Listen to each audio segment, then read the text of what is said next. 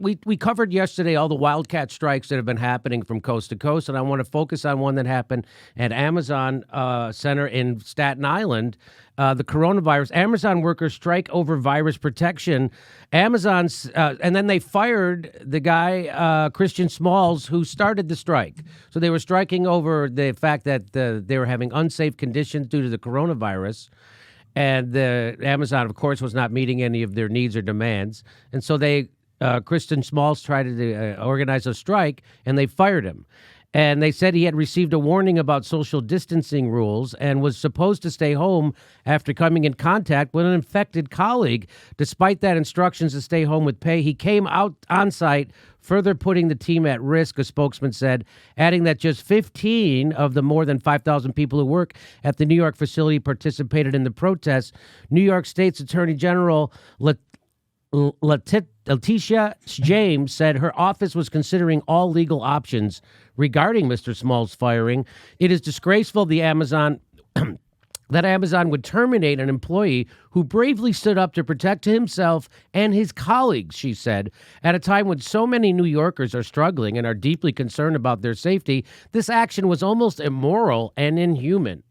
Earlier this month, Mr. Bezos, who's one of the world's richest people with an estimated $115.6 billion fortune, addressed the worries in an open letter to the staff, thanking them for their work. And a group of workers also at a Jeff Bezos company, Whole Foods supermarket chain, which is owned by Amazon, planned to walk out on Tuesday, which was yesterday. Amazon also faced earlier strikes from workers in France and Italy and has been hit by legal complaints over safety concerns in Spain, according to a global alliance of unions coordinated by Uni Global Union. So now we're going to, by the way, and Bill de Blasio's ordering an investigation into the firing of that employee. And we have that employee with us right now. It's Christian Smalls. Hi, Christian. How are you? Hi. Thanks for having me. How you doing? Good. So what was it? Now, you're a supervisor at the Amazon Fulfillment Center in Staten Island? Not anymore. Well, you were. But yes. Right. Okay. I was, yes. And so you were having meetings. You would go in and meet with the management and say, hey, this isn't safe. That would happen. How long was that happening? For weeks. I've been trying to raise this awareness for weeks, and I had gotten no response. And for weeks. And so no response, and you don't have masks, and they're not cleaning the facilities at night, correct? They clean the facilities, but you gotta understand, it's a third party company, and they're human beings just like us. They're scared. You know, I talked to them. They made plan for 25 of them to come in to clean the building, a 900,000 square feet building that fits 14 NFL fields in it. 25 of them are supposed to be there cleaning, but if half of them don't show up, what are you going to do? You can't. Amazon can't control that. You know, that's a third party company, and if they don't come to work because they're scared, then there's no cleaning. So you're saying that even the third party companies who are hired to do janitorial services inside the warehouse, a lot of those people aren't showing up because they're afraid, also because they're not getting any protection. Absolutely. This is amazing that this is happening. Okay, so you organize a protest, not necessarily a strike, right? So and what can you tell me what happened? Sure. Start from the beginning. Yeah. Like I said, a couple weeks ago, I'll give you some real back history. We had some managers that went to Seattle for training, beginning of March. Oh, no kidding. Oh yeah, it gets deep. I'll explain. We had some managers out there in Seattle for training. I know them personally. I work with them. They came back to Staten Island. I'm not trying to say they had the virus, but 1 + 1 is 2, you know. Mm-hmm. One of them left early because they wasn't feeling well. And from that moment forward, you know, I noted it, a mental note. I said, yeah, something's going on here, because one by one, domino effect, people started getting sick. And I'm not trying to say that it was them, her per se, but something was wrong. Something was wrong. And I immediately went to HR first week of March, and I was like, hey, you guys need to do something. I advise, let's do a 2-week quarantine. Let's be proactive instead of reactive. They swept me under the rug. You know, they pretty much told me because there's no confirmed cases that they're not going to do anything. And I was like, well, you know, Wow. Something's wrong here. Something's wrong here. I took my stance right there. I started coming to work less and less. I stayed home with no pay. I took money out of my 401k. And I didn't care about the money at the time. I was caring about, my health over wealth. And I decided to work behind the scenes. I couldn't sit back and do nothing. I stayed home every day in my room, figure out a way to get people out of that building. I called and emailed every department in New York, State Department, the CDC, the governor's office, the local police department, OSHA. I filed the complaint with everybody. And obviously we're overwhelmed right now. And they didn't respond to me. And I don't blame them. They have bigger things to handle right now. But I at least tried. I tried everything in my power to get those people out of that building. And I still am. And so tell me what happened around your firing. Well, leading up to it, like I said, obviously I've been unpaid for the majority of the month of March, and I needed at least one check to pay my rent. So I went back to work this past Tuesday on the 24th. My colleague, she looked very ill. Her eyes were bloodshot. Her eyes were puffy. It was like 9 o'clock in the morning. I told her, "You look sick. You need to go home." And that's when she informed me that she actually went and got tested the night before for the coronavirus. And we all know you don't even get that test unless you're showing severe symptoms. So I said, she's been in the building for a number of days for 10 hours a day. We work 10-hour shifts around hundreds of people. And I said, "You need to go home now." And she did. I escalated that. I was only having a conversation with her for about 5 minutes. She had a mask on. She had gloves on. But, I only talked to her for less than 5 minutes. 2 hours later, we have a small sync meeting, our daily sync meeting amongst the managers. And that's when we learned that we have the first confirmed case of the coronavirus. An employee contracted on March 11th. So I looked at the managers, the higher ups. I said, "What are we doing? We closing the building down, right? We're closing the building down and sanitizing, right? Just like the building a week before in Queens, New York. They did that. They sent everybody home and sanitized the building. Everybody returned back to work, even though it was less than a day. I don't agree with that, but they did it at least. It gave some type of comfort. But they didn't even do that. They said, no, business as usual." I said, "Really? We're not going to tell the employees?" They said, "Do not tell them. We don't want to cause a panic." So I said, yeah, something's wrong here. I did not agree with that at all. I spoke up, and that was the last time I worked for Amazon. I clocked out at 12 o'clock, and I'm going to say that was the last time they got my services, but I was still an employee. But I wasn't returning to that building to work for them anymore.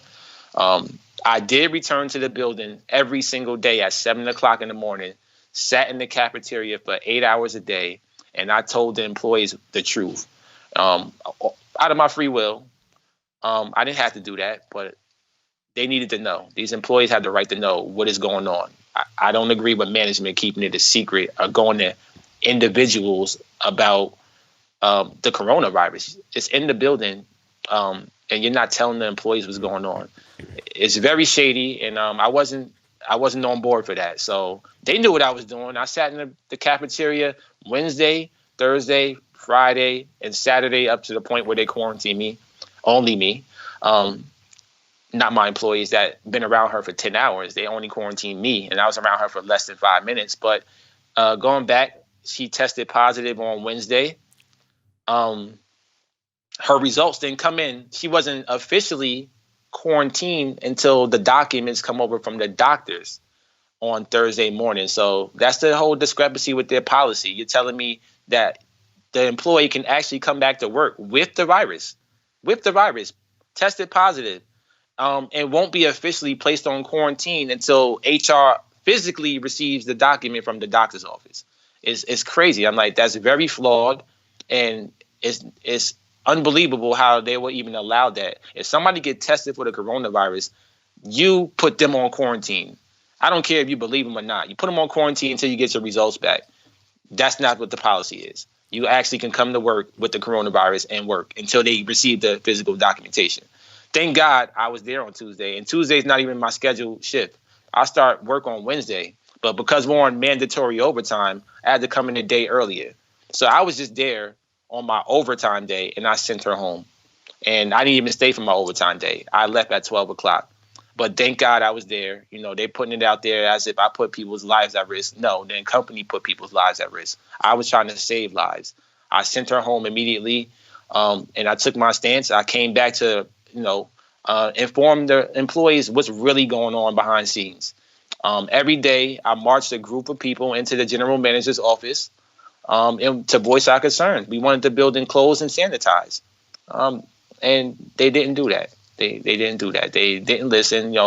Everything was, we're on a call with the regionals. We're on a call with the regionals. Who the hell are these regionals? They're making the wrong decision. Like, this is your building. You're the site leader. You're the general manager. Do something about it. And nothing was done. So I had to take action. It forced me to mobilize the walkout. And that's exactly what I did. So, and they retaliated by firing you for getting people to walk out. Absolutely. Less than 2 hours.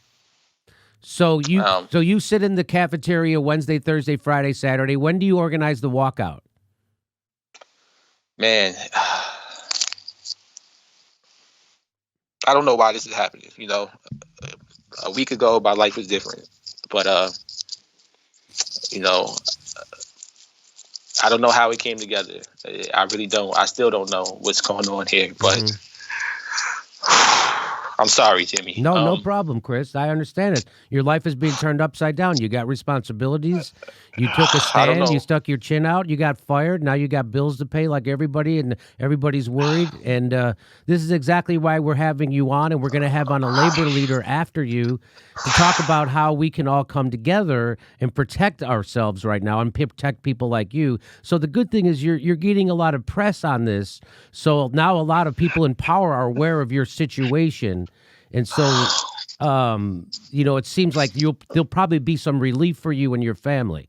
So that there'll probably be, I don't know, but you're certainly, you certainly, there's a lot of people who are now coming to your defense and helping you get the word out. There's powerful people in New York who are aware of it. And now the mayor says he's going to order an investigation into what you're firing.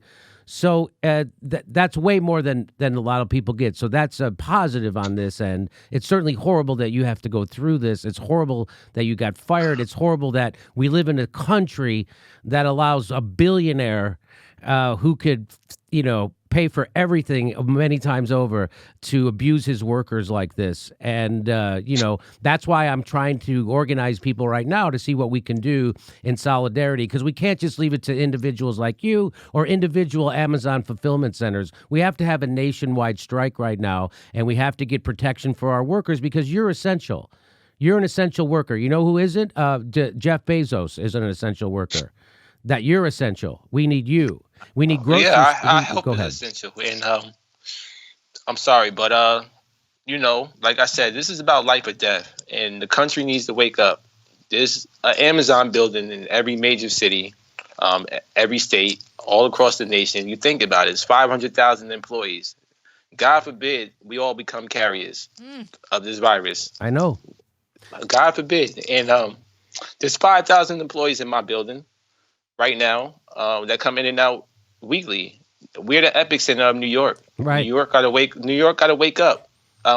These people come from all 5 boroughs, two different states. We don't know their diagnosis, and we're working there unsafe. And I'm giving these people a voice that can't speak up. There's people that was in my protest that have lupus, that have bronchitis, that have severe asthma, pregnant. They got infant babies at home. Myself, I haven't seen my kids in 2 months.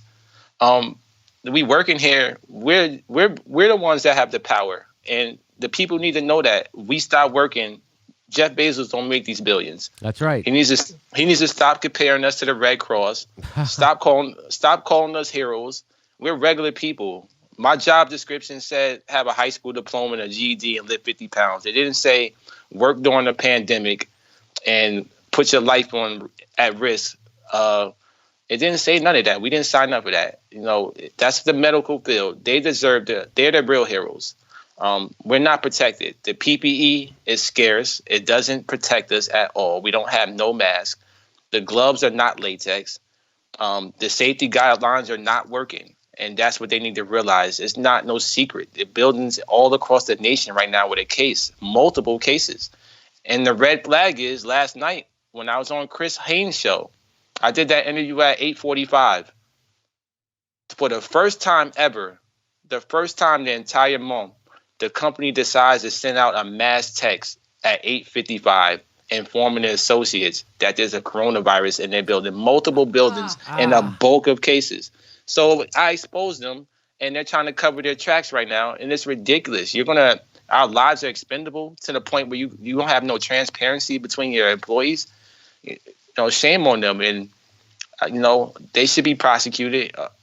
They need to be held accountable.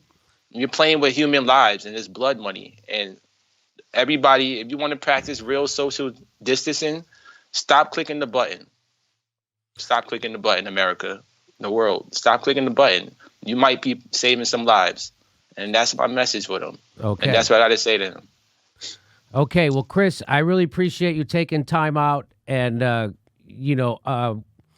real tip of the hat for you, sticking your chin out, doing the right thing.